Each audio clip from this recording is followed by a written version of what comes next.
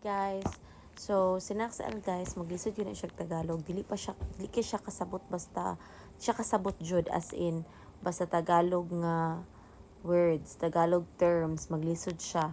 So bisan gani og kanang mag-study me, mangutana pa na siya unsa English ana kay dili siya kasabot og Tagalog kay since then ang gina-watch gid niya nga video sa YouTube kay mga English videos. So makasabot siya og English og Bisaya but Tagalog maglisod jud siya. Pero I'm happy to see his progress kay karon na siya yung mga words nga kanang nahibaw-an ginagmay lang, and then na siya mga words nga masabtan na sa Tagalog pero dili pa jud kayo pero at least nagit siya progress. So watch this guys. Okay, number 1.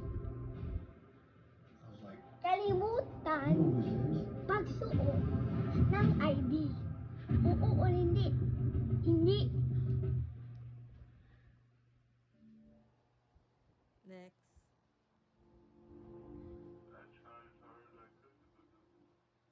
Oh, pagsuot ng tama uniforme araw-araw. Oo o hindi? Oo. Correct ikaw. Only for grade 1. What else do you know? Kuan.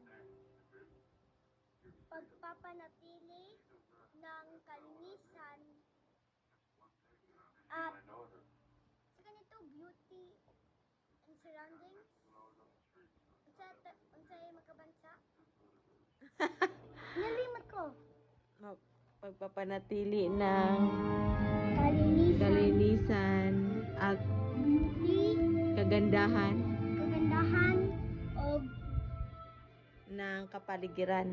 ng kapaligiran. Oo o hindi? Oo. Ay, hindi. Oo. Oo. Pag ay at mapapantingin sa doktor habang hihintay ang aking sunod. But he went inside the hut thinking it was deserted. Inside, he saw a beautiful woman standing by the bar. The woman said, "This bar is mine, and you must not harm it. But I see that you are tired and hurt. Come in, eat, and then go your way."